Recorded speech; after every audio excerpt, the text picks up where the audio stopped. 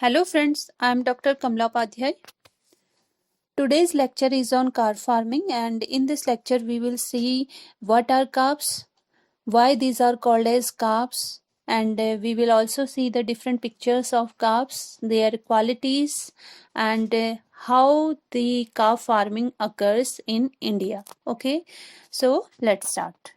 So friend, as you all know that India is one of the major fish producing countries in the world and providing employment over 7 million persons in fishing and allied industries and contributing 60 crores annually to national income. Okay, so beside providing the employment to the peoples who are related to this industry, it is also providing a base, or you can say a business, to other peoples who are related to providing the gears to this industry. That's why directly or indirectly so many businesses are also related to this industry and providing employment to many peoples. So friend, this lecture is basically concentrated on carps. So carps are the fishes which belongs to the class Teleostomi, and they are actually bony fishes. And their culture is comes under the freshwater aquaculture. And when we see the genera of these carps, then if we are talking about the Indian major carps, then the carps, they are fall in three genera like Katla, Labio, and Sirinus. And in case of katla, the fish we culture here are called as katla katla. And in case of labio, the common name of labio is here rohu, and the genus name is Labio rohita. Beside this, Sirhinus is also cultured, and in Sirhinus genus, the Sirhinus mrigala, which is commonly called as mrigal, is very famous in India to culture as a carp farming. And the Indian people, they like to eat these carp because of their taste, and the farmers, they culture them because of their fast growing nature. Okay, so beside these Indian major carps, there's some exotic carps are also cultured like silver carp, common carp, and grass carp. Okay, so it is found that an average yield of indigenous major carps in intensive mixed farming is about 4,000 kg per hectare per year, whereas the exotic carps is about 3,000 kg per hectare per year. Okay, and the average yield of indigenous and exotic species cultured together is 8,000 kg per hectare per year. Further raise in the polyculture have been done, and a production of over 11,000 kg per hectare per year have been reported in recent years. That's why the carps are cultured in very large amount in India. So friend, it may be confused to many people that why we are saying the carps, which kind of fish is carp or what is carp. So the answer is the carps having many qualities. If the carps having the qualities which I will tell you later, then you can say the fish is carp. Okay, so you can say the carp is a common name for those fishes which having the characteristic features or qualities which I tell you, like the carps feed on phyto and zooplanktons, decaying weeds and debris and other available aquatic plants. Means you can culture them very easily because of their feeding habits. That's why it is called as carp. The another character is they can tolerate oxygen variation in water. Means if any kind of oxygen variation is in water occurred, then they can survive. That's why we are saying them carp. Then carps are resistant to relatively high temperature and turbid water. Okay, so if the water is turbid or there is dissolved oxygen is very less in water, then they can survive, and they can survive in high temperature also. So they can tolerate the temperature variation of the water. That's why we are saying them carps. Then the main important factor to culture the carps is their growth rate, which is very fast and may attain reasonably large size in short duration. That's why the carp culture occurred, or we are say them carps. Then The another character is they breed to a great degree, means their breeding or their number is large. That's why we are culturing them and we are seeing them calves. Next is fecundity of calves is very high, means the egg rates is very high in these fishes, means the number of the eggs which they are laying is very high. That's why we are seeing them calves. The another characteristic for or to be a carp is their flesh is palatable and much nutritive. That's why. And they can be handled and netted out easily. That's why we are culturing them in carp farming. Then the last one is they can be transported easily from one place to another. That's why we are saying the fish is a carp. Okay. So beside this, the breeding habits of carp is like various external factors which are known to influence spawning in fishes of which like light and temperature and found more significant for their breeding, these two factors. That's why. But summer breeding fishes could be bred in winter by enhancing the photoperiod. So we can modify the photoperiod and they can easily bred in winters too. That's why they are called as carps. Now let's see the types of carps. So friend, the carps they are fall into two categories. The first one is called as major indigenous carps, which in short called as IMC, or in another word they are also called as Indian major carps. Okay, so in Indian major carps, three species are included like Katla Katla, Sirhinus mrigala, and Labiorohita. Okay, so this Katla is commonly called as Katla. Sirhinus mrigala is called here in India as Mrigal, and Labiorohita it is called as commonly as Rohu. Okay, so beside this Labiorohita, in this genus Labiocolbasu is also cultured as a Indian major carp. So Indian major carps are the most cultivable fish species in India and contributing about 87% of the total freshwater aquaculture production of the country. So these are very much important fishes for India for culturing them because of their high production and high yield. So the another one is called as major exotic carps. So friend, as the name denotes, exotic carps means these fishes or these carps are not the native of India, means they are imported from some other countries and introduced in India. Now their production is also high in India because now they adapted the environmental condition of the India, and the fishes which are included in exotic carps are like Hypothalamichthys mollictis, which is commonly called as silver carp. Then Tinopharyngodon idella, which is called as grass carp. And finally, the third one is Cyprinus carpio, which is called as common carp. Now the next question about car farming is why the people they are doing car farming and why the car farming is so beneficial. So the answer of this question is that the important factor for car farming is that we can culture 3 or 4 or 5 or 6 or 7 types of species of calves with different feeding habits in same pond to get high yield. Okay, so in case of like three types of fishes in which we include Indian major carps like Katla Katla, Sirhinus mrigala or Mrigal, and Labiorohita. Okay, so the combination of these fishes, because of their different feeding habit, we can culture them together in a pond to get high yield. Okay, so beside this, if we see the four kinds of fish like grass carp, silver carp, scale carp and mirror carp, they are cultured in different ratio in same pond and to get high yield.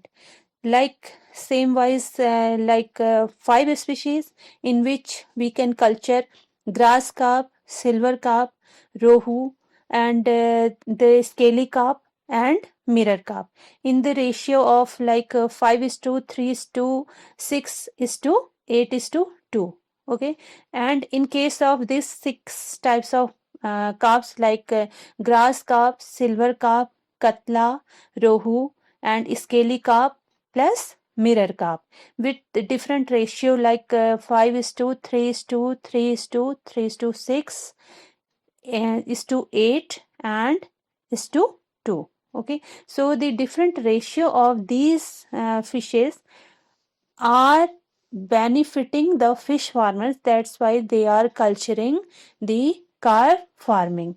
And in case of these 7 types of fishes, in which included grass carp, silver carp, katla, rohu, scaly carp, mirror carp, and tilapia. And the ratio is 5 is to 3 is to 3 is to 6 is to 8 is to 2 is to 3.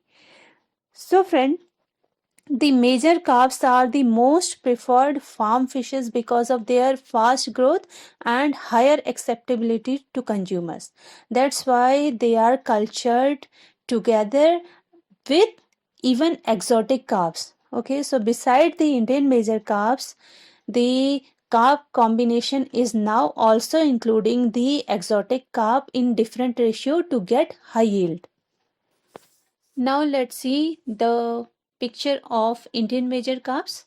The first one is Labiorhoita, you can see here, and the figure is drawn by me. Okay, so the artist is Dr. Kamla Upadhyay. Now let's see its structure. So you can see there are so many kind of fins, like it having a dorsal fin. Then in tail region you can see bifurcated caudal fin, and a long caudal peduncle is there. Then pectoral fin is there, and ventral side it having a ventral fin and anal fin. So these types of fins are very common in these carps. Okay, beside this it also having a large eye and a shorter, it's small barbel like structure, then nostril and operculum, and the whole body is covered by scales. This figure is katla fish, which is commonly called as katla, and you can say it also having the same kind of wings which having rohu. And here you can see dorsal fin, bifurcated caudal fin with caudal peduncle, then anal fin is there, and ventral fin, lastly pectoral fin. Okay, and you can see the modification in its mouth region, it having a large eye. Okay, so this is the structure of katla. Here is the third one kind of fish, which is called as Sirhinus mrigala and commonly called as mrigal. So you can see the fins which are same here, like it also having dorsal fin. Then in case of its pectoral region you can see pectoral fin, in ventral side you can see ventral fin, and in anal side you can see anal fin. It also having a bifurcated caudal fin. Beside this it having a large eye with in its mouth it having very small barbels, and its whole body is covered by large scales. Okay, so the common feature of these fishes is that they having a very large amount of meat. That's why they gain very high weight within a very short period of time, and that's why they cultured in very large quantity or in large scale. This is the picture of exotic carp, Cyprinus carpio. So you can see the structure of this fish, the variation in its dorsal fin. You can see the dorsal fin is slightly larger, and from its origin side you can see it is slightly larger than its posterior side. Okay, and this dorsal fin is slightly extended from its mid dorsal region to its tail region, and the caudal fin is bifurcated. Then it also having a pectoral fin, ventral fin, and anal fin. The mouth is slightly pointed and eye is very small, and it having larger scales in its body. It is another kind of exotic carp which is called as Hypothalamichthys mollictris. The color of this fish is silvery, that's why it is commonly called as silver carp. It also having different types of fins like dorsal fin, a bifurcated caudal fin, pectoral fin, then in ventral side it having ventral fin, and also a anal fin. If we see its head region, the mouth is slightly pointed and eye is very small and slightly towards the ventral side, and the whole fish is very beautiful. It is another very beautiful fish which is called as Ctenopharangodon idella and commonly called as grass carp. It is also exotic carp, and you can see it also having all the types of fins which already found in carps, like dorsal fin, then bifurcated caudal fin. In pectoral region it having pectoral fin, then ventral fin and a anal fin. You can see the whole body is covered by larger scales and the mouth is very pointed, okay, and the eyes are small. Let's see some characteristic features of these Indian major carps by which these carps become the first choice of farming for fish farmers. Okay, so first we will take katla, which is commonly called as katla. So friend, this fish is found in lakes, ponds, rivers and reservoirs. Means you can culture them in these sites, okay, and their breeding is always occur in running waters, like in rivers, and they breed in natural habitats during southwest monsoon, and seeds are always available from May to August and could be collected from the breeding grounds, and now they can be easily breed with the process of induced breeding. So this fish now can easily breed in stagnant waters in fish farms, okay, that's why this fish is very much first choice of the fish farmers because of its breeding habit now, which is now very easily done in fish farms.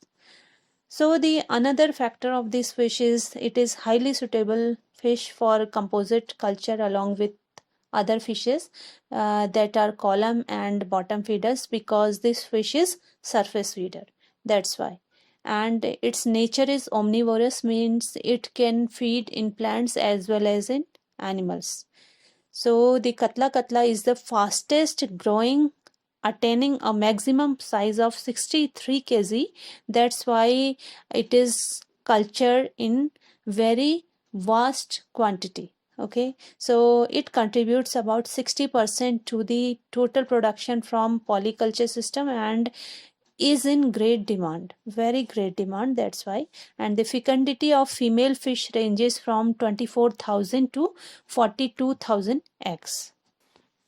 Here is the figure of katla. So friend, you can see the modification in its mouth, which is wide and upwardly directed, and the head is large and the body is comparatively very deep. The lower jaws are protruding and the color of the body is black. Fins and tails are dusky gray while belly is silvery white. Okay, so in some fishes the fins are also dark black in color. And the very important factor about this fish is it attains maturity by the end of second year, and it is very fastest growing fish, that's why it cultured as a carp farming. Another kind of IMC group of carp is Labiorohita, and friend, it is commonly called as Rohu, and in case of Assam it is called as Rohiti. If we see its distribution in India, then it is found in North India, Orissa and Bengal. And its feeding habit is it is herbivorous in nature and column feeder, okay, and it mostly feed on vegetable debris and decomposed water material, and the fish attains sexual maturity within 1 year, and the fecundity of this fish is very high, means it can lay eggs from 1.5 to 2 lakhs per gram body weight. That's why this fish culture as a carp farming, okay, and it is very suitable for induced breeding, means with the help of this induced breeding technique it can breed in farms also. And the economic point of view, the Labio rohita and Labio kalbasu, these are very profitable fishes, and these are very delicious fishes. That's why this fish is very good for carp farming. Here is the figure of Labiorohita. So friend, you can see the body of this fish is elongated. Dorsal profile is more convex. The body of this fish is bluish in color, and the distinguishing feature of its mouth region is that the lips are fringed and the maxillary barbels are more prominent. It is another kind of IMC group of fish called as Cerinus mrigala and commonly called as mrigal or nan. So friend, this fish is not only the fish which is found in India. Beside this, its other species like Cerinus cirrhosa, Cerinus latia, Cerinus reva and Cerinus phalangi. These are also found in India, and in South India it is a very famous fish for aquaculture and available throughout India. Okay, and it attains average length of about 40 centimeter and omnivorous in nature, and basically it is found in rivers, lakes of northern India. Okay, and the male and female, they attain the sexual maturity at the age of 2 years, and they breeds during monsoon season, and they are very good fishes for induced breeding. Okay, and this Cerinus mrigala is bottom feeder fish. It is the figure of Cerinus mrigala. So Cerinus mrigala looks like this.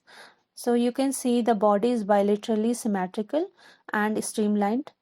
The head region is slightly pointed, and whole body is covered by cycloid scale except its head region. Okay, so the mouth is broad, transverse, and its lower lip it having very distinct single pair of short rostral barbels. Okay, so this is the characteristic feature of this fish. Now let's see exotic carps and their feeding habits with their qualities. Why these carps are cultured. So first we will see Cyprinus carpio. So friend, this Cyprinus carpio is commonly called as common carp, or sometimes it is also called as European carp or German carp. Okay, so it cultured worldwide, means the fish farmers throughout the world, they prefer this fish for its culture. Okay, and in India, this fish was first brought from China and introduced in Uti Lake. So you can say that it is the native of China and introduced in Uti Lake. And in the year 1947, it was firstly introduced in Nainital Lakes of Kumaon Hills. So it was a cold water fish, but now it is well adapted to Indian waters and now found throughout the India. And it is very suitable fish for induced breeding, and having beside this carpio species, it having so many species now like Cyprinus carpio specularis, which is commonly called as mirror carp, then Cyprinus carpio communis, which is called as scale carp, and Cyprinus carpio nudus, which is called as leather carp. And if we see its feeding habit, then it is omnivorous and scavenger in nature, and it feed both on animals and plants. This is the figure of Cyprinus carpio. So you can see the body of this fish is elongated and somewhat compressed, lips thick, two pairs of barbels at angle of mouth, shorter ones on the upper lip. If we see the color of this fish, then color variable, means wild carps are brownish green on the back and upper side shading to golden yellow ventrally. The fins are dusky ventrally with a reddish tinge. Golden carps are bred for ornamental purposes also. Okay, so this is the figure of Cyprinus carpio.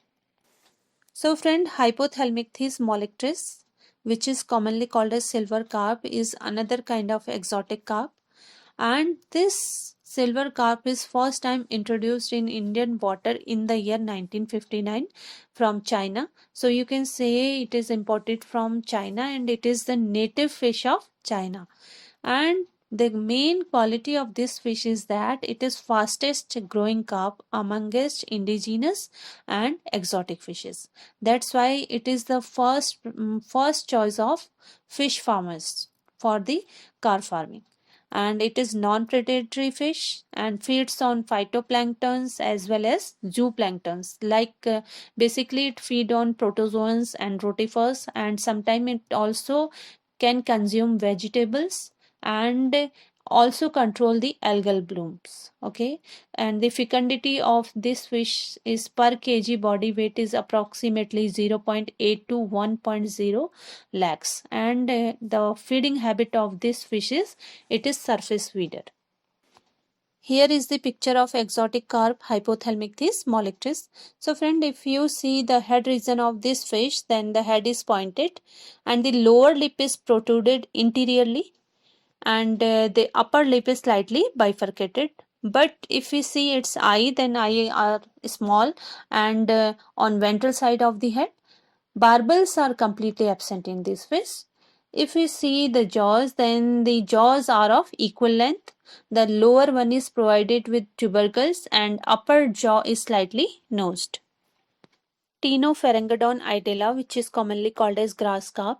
It is another kind of exotic carp which is introduced in Indian waters in the year 1959 from China, and its growth is also good and a very tasty fish, and it feeds on coarse macro vegetation, and its breeding habits are similar to other carps. Here you can see the picture of exotic carp Ctenopharyngodon idella. So you can see the body of this fish is oblong and fairly compressed. Head is small and pointed and mouth is upturned. After knowing more about the carps, let's see the important factors for the construction of a carp farm, or the factors which should be examined before the construction of a fish farm. Okay, so the factors are like construction and layout of fish farm and pond should be examined. Then the number of fish ponds and selection of the type of fish culture.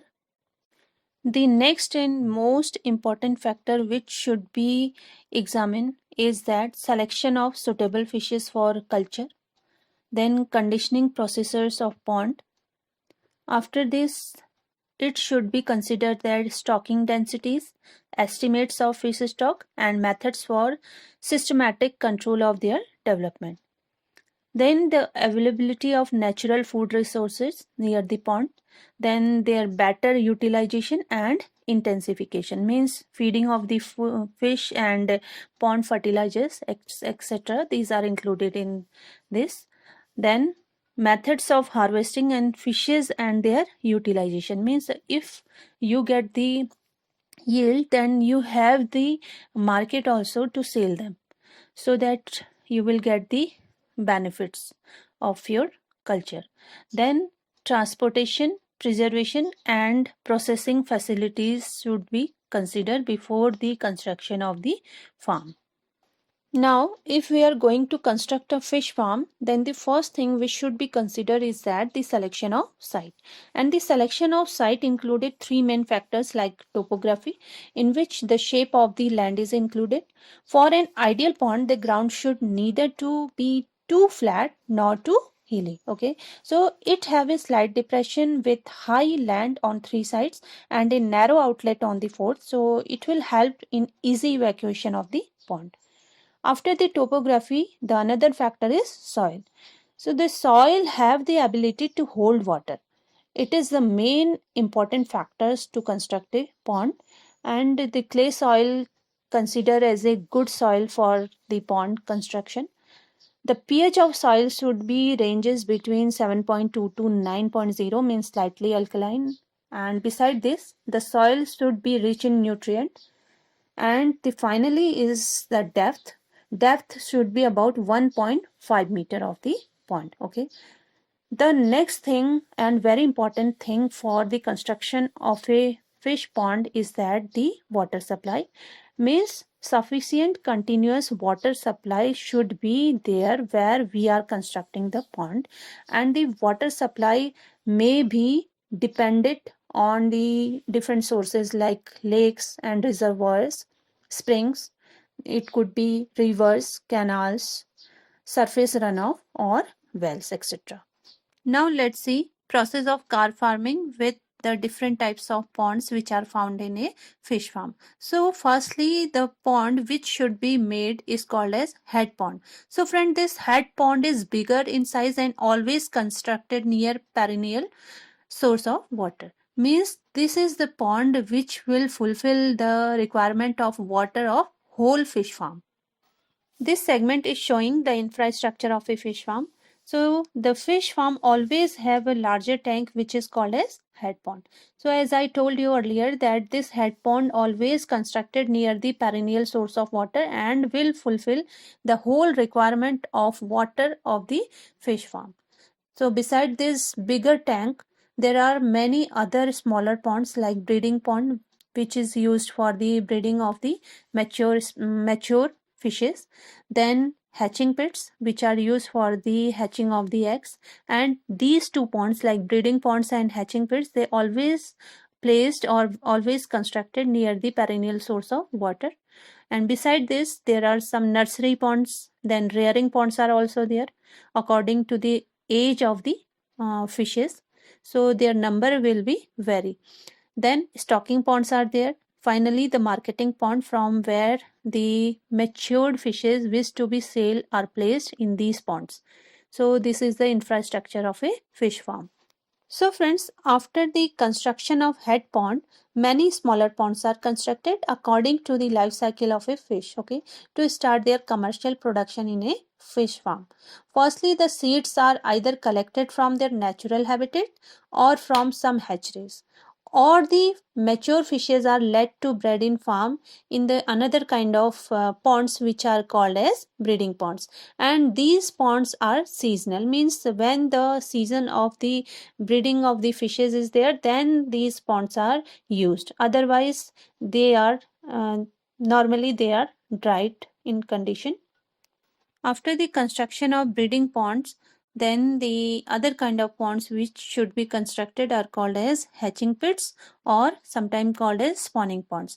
And the length of these pond is 8 feet, these are long, and 4 feet broad, and 2 feet is their depth. And these ponds are always used for hatching the fertilized egg and always located near the riverine collection ground.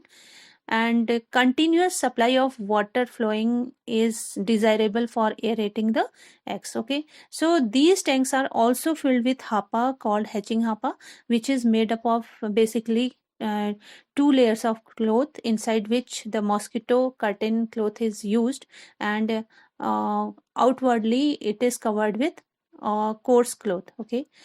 Then the spawns are collected in the hapa where the hatching takes place, and this hapa also helped in collection of pure seeds of the fishes. In next segment, we will see what is the hapa and how these hapa used. Here you can see the cloth hapa for hatching, and this hapa always suspended in water and contains the breeder's fishes, and the breeding occurs inside this hapa. So you can see it is made by two layer of cloth. The inner tank is made by mosquito net while the outer tank is made by cloth, and all its four corner are anchored with the bamboo pole. And as I told you, this hapa is always suspended in water and prevent the fishes from escaping.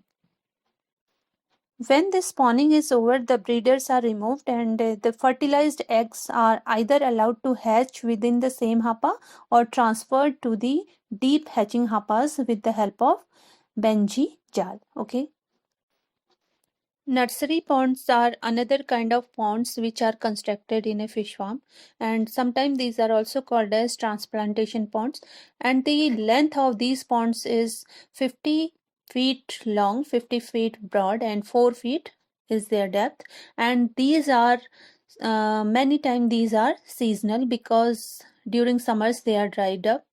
And in these ponds, the young fry about 3 to 5 days old are transferred from spawning ponds to nurseries, and where they remain for about 30 days. Next type of ponds which are called as rearing ponds, and these are also seasonal, and their length is about 90 centimeter, these are long, and 30 centimeter broad, and 4 feet is their depth. Okay, so these rearing ponds are used for the rearing of advanced fry for 2 to 3 months, and may be located, or these ponds are located near spawning ponds and nursery ponds, and their number may be vary according to the age of the fishes, like from 1 year, 2 year, or 3 year, according to the rotation of carp culture.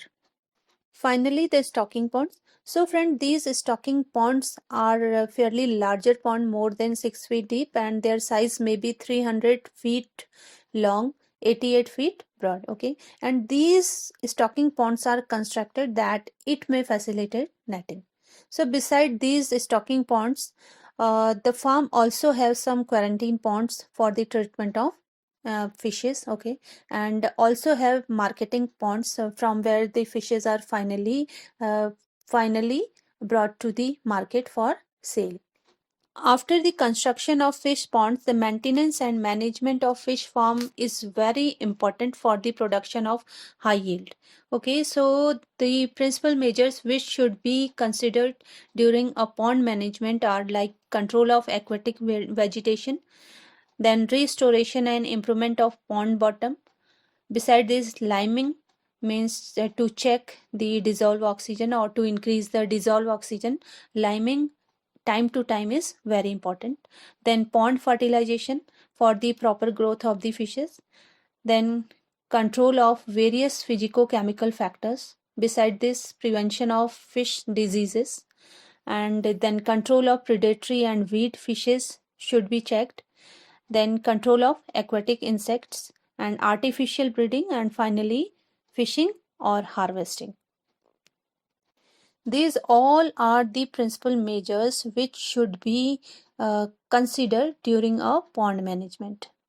So friends, let's revise again a fish farm. So as I told you, a fish farm should have a very big size of pond which is called as head pond, and this head pond is used for the water requirement of the whole fish farm and always constructed near the perennial source of water. Beside this bigger tank, there are so many other kind of ponds like breeding ponds in which the mature fishes are let to breed, then hatching pits in which the eggs are hatched and the fries comes out from the eggs, then the nursery pond in which 3 to 5 days fries are kept for the further growth. Then rearing ponds are there, and these rearing ponds are variable in number according to the age of the fishes, and they are let here for the further growth of the fishes. Then the stocking ponds, which are very bigger in size, means you can do netting in these ponds. Then finally the marketing pond, in which the fishes which should be marketed are kept in these ponds. Okay, so this is the whole infrastructure of the fish farm. The conclusion of this lecture is that the three Indian major carps like Katla, Rohu and Mrigal are the main components in composite fish farming or carp farming in India. Although some exotic major carps are also found and are well adapted to Indian water, hence the carps appear to be of considerable importance to freshwater aquaculture in India. But nowadays in India, polyculture is progressing well in larger ponds on commercial scales. Like in West Bengal at Anjuna Fish Farm, 4,000 kg per hectare per year production of fish have been recorded with Rohu, Katla and Mrigal. Okay, so composite fish culture at Cuttack involve a maximum of 7 species like grass carp, silver carp, Katla, Rohu, scale carp, mirror carp and tilapia in proportion of 25 ratio 15 ratio 15 ratio 30 ratio 40 ratio 10 ratio 15 respectively.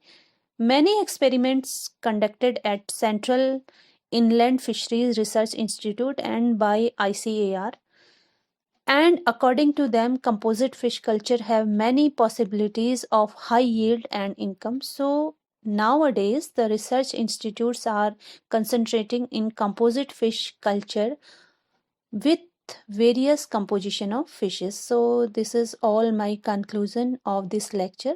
Hope this lecture will help you in your studies. Thank you.